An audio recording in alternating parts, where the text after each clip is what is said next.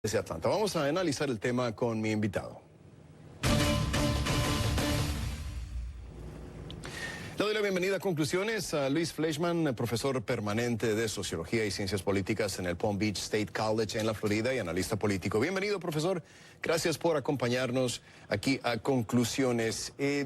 No ha caído bien y con justa razón lo que ha hecho el presidente Trump, pero ¿qué tan válidas son algunos de los argumentos que hace? ¿Realmente se arriesgaba la posición geopolítica de Estados Unidos si hacía algo en contra de la corona saudita, profesor? Me refiero no solamente a la parte económica, sino el hecho de que Arabia Saudita colabora en forma muy directa con Estados Unidos como una presencia militar permanente en la región. Bienvenido, buenas noches. Muchas gracias, buenas noches y feliz Día de Acción de Gracias. Sí, obviamente Donald Trump enfatizó el tema económico, cuando en realidad el tema económico no es tan relevante y ciertamente no es una cuestión de 1 millón de trabajos, como dijo él, de empleos, como dijo él, sino más bien es el tema geopolítico.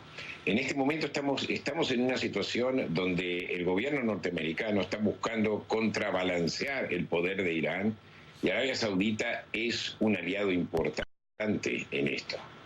Es un contrabalanceo contra Irán en la guerra de Yemen, que a propósito se ha vuelto extremadamente sangrienta, obviamente, y más en un momento en que hay una especie de retirada de Estados Unidos del Medio Oriente. Recordemos, en Siria prácticamente Estados Unidos tiene muy poco lo que decir, tiene mucho más poder Rusia en este momento ahí. O sea, al estar perdiendo poder en el Medio Oriente, Arabia Saudita se cuenta como uno de los principales aliados.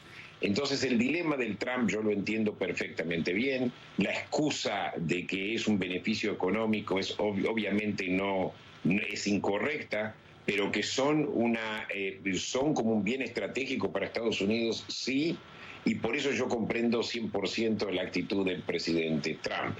Sí, la explicación que dio el presidente es realmente débil, por ponerlo de alguna forma.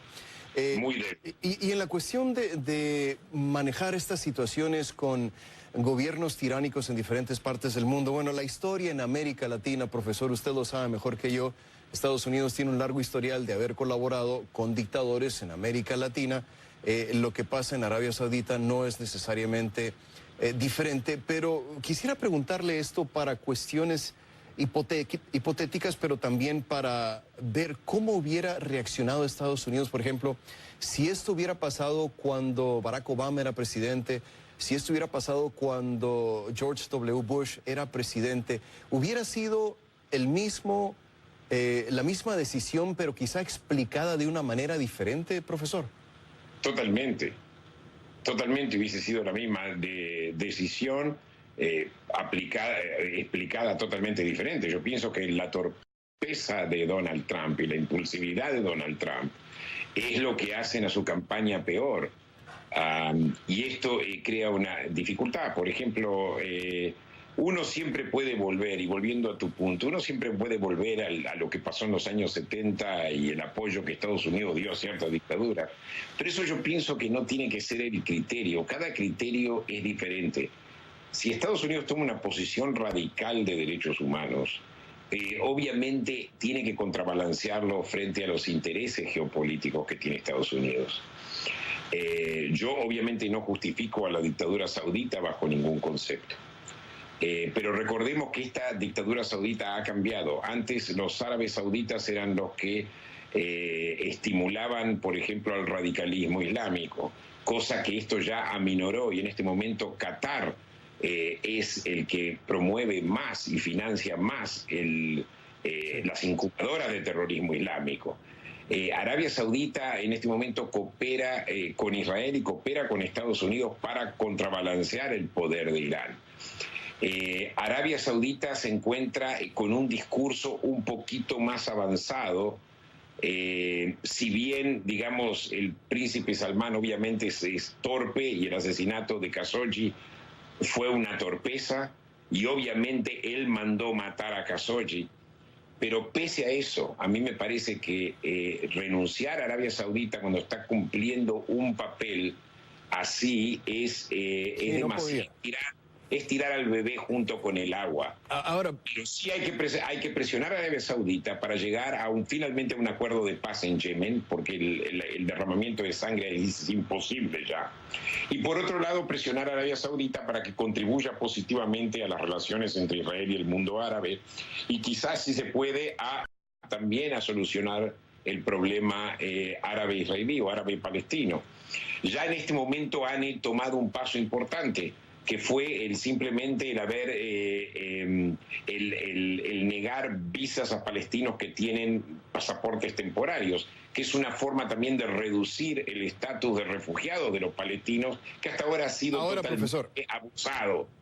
A mí lo que me parece más grave de todo esto es lo que pierde Estados Unidos como país a largo plazo. Por ejemplo, ¿con qué moral va Estados Unidos a criticar a la dictadura cubana, a la dictadura venezolana, si está colaborando con lo que es, a todas luces, una dictadura en Medio Oriente? Entonces, Estados Unidos pierde esa calidad, que sea cuestión de percepción o no. Algunos en América Latina nos van a decir nunca la ha tenido, pero de cierta manera creo que por lo menos en cierta parte del mundo Estados Unidos tenía ese peso moral de defender los derechos humanos, de defender las democracias, y creo que con esta decisión se le vuelve más difícil al país a largo plazo asumir esa posición. Pierde moralmente Estados Unidos. ¿Está de acuerdo conmigo, profesor?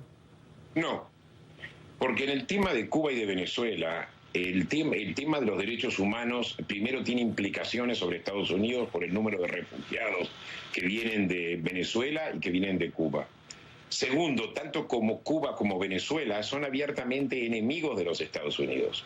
Pese a que haya alguna relación diplomática de algún tipo, las acciones de Venezuela y de Cuba son totalmente opuestas a los intereses de Estados Unidos, son abiertamente antiamericanas, son países que son narcotraficantes, particularmente Venezuela es un país narcotraficante, es un país que tiene conexiones con elementos terroristas, incluyendo la FARC, incluyendo Irán. Son países mucho más forajidos, diría yo, que Arabia Saudita. Pero seguramente Maduro por eso yo hablo de esto como propaganda, ¿no, profesor? Los intereses. Pero seguramente Maduro utilizaría esto como propaganda, ¿no? Pienso que sí, pero cualquier cosa le viene bien. Mientras tanto, los venezolanos están muriéndose de hambre. Mientras tanto, los venezolanos son represores.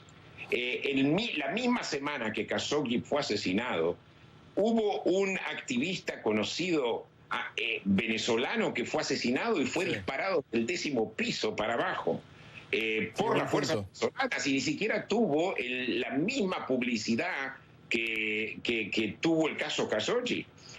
Segundo, recordemos que el gobierno, la muerte del fiscal Alberto Nisman, que generó tremendas sospechas de que el gobierno argentino esté involucrado, tampoco el gobierno de Barack Obama le reclamó nada a la Argentina. Yo mismo escribí un artículo que se publicó en el Washington Times, que se reprodujo en varios periódicos de Argentina, donde yo llamo a declarar al gobierno argentino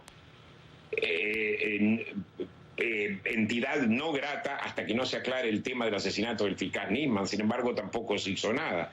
Entonces, el tema de tener un estándar único es algo como mucho más complejo que simplemente sacar del tema de Arabia Saudita y universalizarlo. O sea, hay muchas cosas que hacer en el tema de la política de derechos humanos. El mundo permitió que 500.000 de sirios sean masacrados, como fueron masacrados por el gobierno de Assad. Sí, y eso lo permitió no solamente Estados Unidos, sino muchos otros países, incluyendo algunos de Europa, profesor. Exactamente. Necesitamos una política de derechos humanos mucho más consistentes. Se necesita una conferencia internacional de países democráticos que hablen de derechos humanos, no la Comisión de Derechos Humanos de las Naciones Unidas, que está llevada, o sea, está presidida por países que violan derechos humanos. Le agradezco su tiempo, profesor Luis Fleischman, profesor adjunto de Sociología y Ciencias Políticas en el Palm Beach State College en la Florida. Gracias, como siempre, por estar en el programa, profesor. Hasta la próxima. Un placer estar aquí con ustedes.